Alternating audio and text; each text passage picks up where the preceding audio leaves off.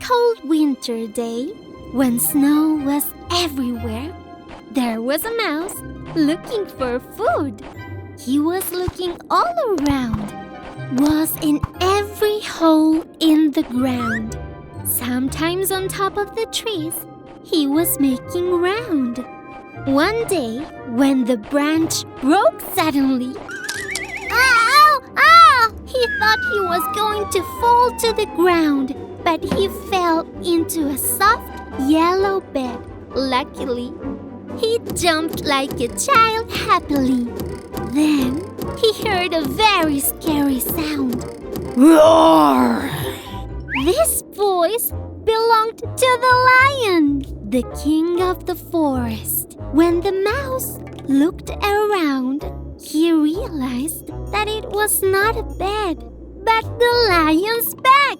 Well, this is too bad. When the lion stood up angrily, the mouse jumped down quickly.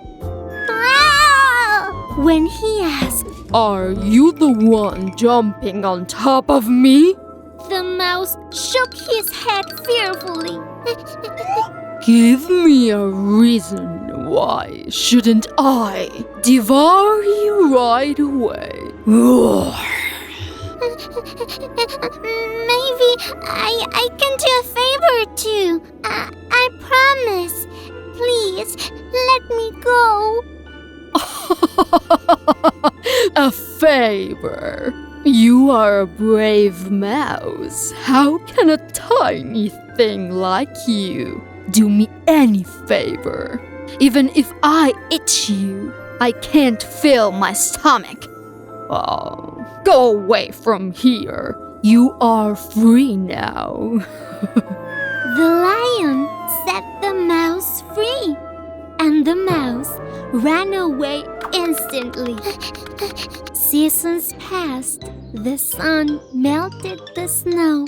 The lion went for a walk in all his majesty, caught in the hunter's trap painfully, and was hanging upside down helplessly. Roar! Help! Roar! The lion was so scared, he thought he would never be saved. Roar! No one heard his roars in hope of help until he got tired, struggled in the net. The little mouse heard the lion finally. He ran to him quickly. When the lion saw the little mouse, he lost his hope completely. Is it you who came to save me in this huge forest? You're a little mouse. You'll never achieve this. As promised, now it's my turn to do you a favor. Watch and see. The mouse ignored the lion's words. He climbed the tree bravely, saved the lion immediately. The king of the forest was now free, gained his freedom surprisingly. He took the little mouse in his hands and thanked him gratefully. The lion understood that goodness has nothing to do with being small or big, thanks to the mouse's bravery. Because goodness is not in the body, but hidden in warm hearts solely. There were 7 little goats living in a cozy hut. The mother goat warned them before going to the market. "Don't let strangers in. Shut the door tight." The cubs nodded, and the mother went out. The wolf, who could not find food for a long time, smelled the 7 little goats from quite afar. He knocked on their door and shouted, "Open the door and let me in!" The 7 little goats were also very surprised. They immediately recognized the wolf's voice. You're not our mother. Your voice is too deep. So the wolf tried to move away, to thin his voice. How is this now? How is this now? There it is. The wolf was going to deceive the 7 little goats. He knocked on their door. This time his voice was thin, just like the mother goat. Come on, my babies, let me in! The goats were happy to hear their mother had arrived. One of them wanted to open the door, but what was that? His feet were gray.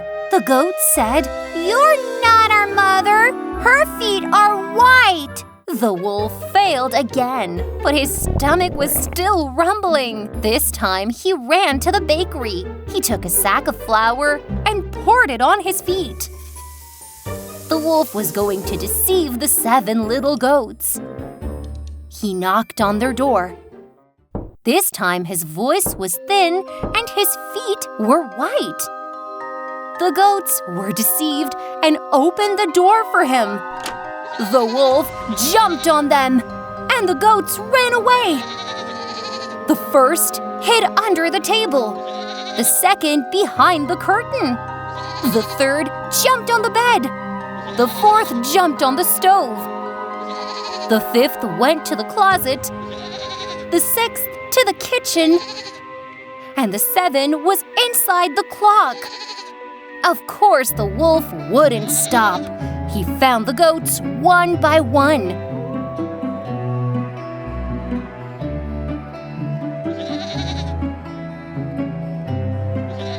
He took them to his lair. The mother goat has returned home. The door was open and no one was inside. The mother goat was very sad and cried. Hearing her voice, her baby came out of the clock. It turns out that he was the only one who could escape from the wolf. He told his mother what had happened. The mother goat wanted to save her babies.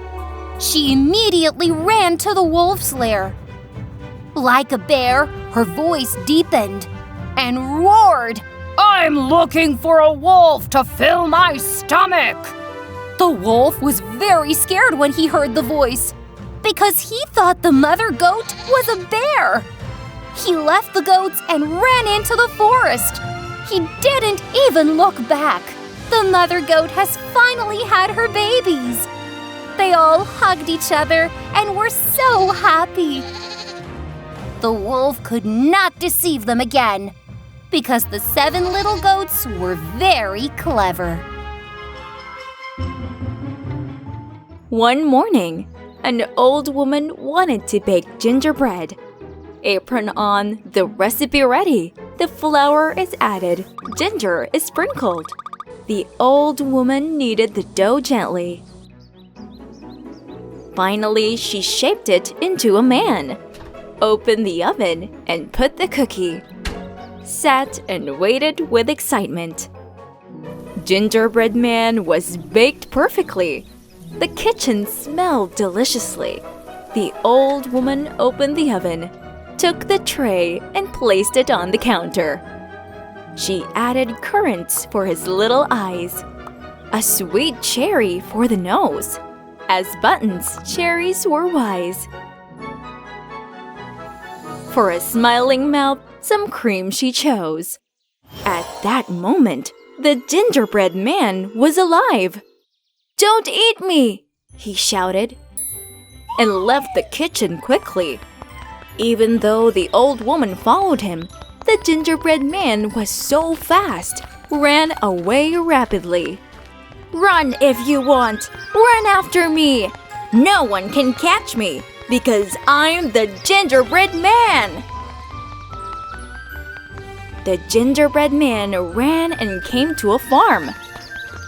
A cow was fascinated with his scent's charm. "Moo! Wait, I'll eat you!" he shouted from behind. "Run if you want! Run after me! An old woman is already trying to catch me, but no one can catch me, because I'm the gingerbread man!" The gingerbread man ran and ran. A pig smelled his sweet scent. Oink, oink! Wait, I'll eat you! He shouted from the back. Run if you want! Run after me! An old woman and a cow are already trying to catch me. But no one can catch me because I'm the gingerbread man! The gingerbread man ran and ran. A chicken smelled his sweet scent. Bok, bok, bok! Wait! I'll eat you! He shouted from the back. Run if you want! Run after me! An old woman, a cow, and a pig are already trying to catch me. But no one can catch me because I'm the gingerbread man! The gingerbread man ran and came to the lakeside. He thought he would dissolve in water and disappear. A fox was fascinated with his scent's charm. Jump on my head, I'll carry you, he shouted from behind. The gingerbread man jumped on the fox's head. The fox couldn't resist and opened his mouth wide. Ah!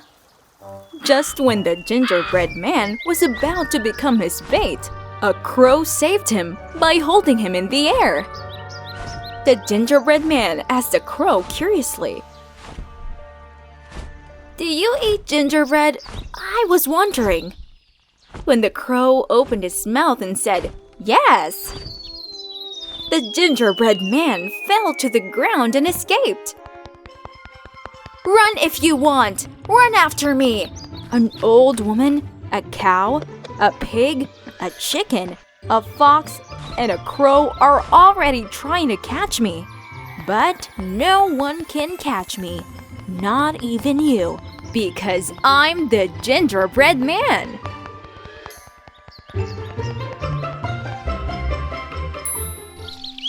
The Ugly Duckling. There was a cute mother duck in a forest. Her eggs were her most valuable treasure. She was incubated with love in her nest. One day, the eggs opened like a chest. From the eggs, cute ducklings emerged. But there was another egg that did not hatch. The mother duck patiently waited and waited. Finally, the egg cracked and chapped. From the egg hatched a duckling. But he was very different from his siblings.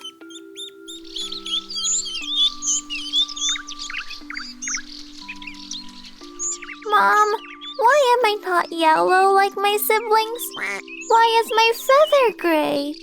Because you are different, and that makes you a special duckling, honey. The ugly duckling didn't understand this answer. As he looked at his yellow siblings better, he felt even uglier. Whenever they swam in the lake together, he always felt different from the others. The ugly duckling wondered if there were other gray ducks like him every day. Finally, furiously, he secretly left the lake and from his mother moved away. The ugly duckling walked day and night lonely. Finally, he came across a chicken family. He asked, Have you ever seen a duck family that looks like me?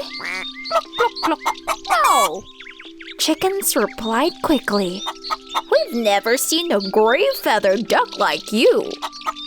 The ugly duckling has moved on sadly. Further away, he came across a pig family.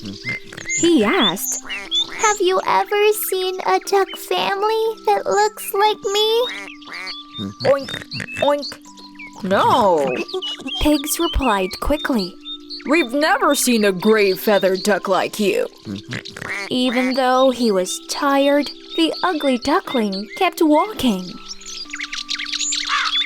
He came across a crow on a branch sleeping.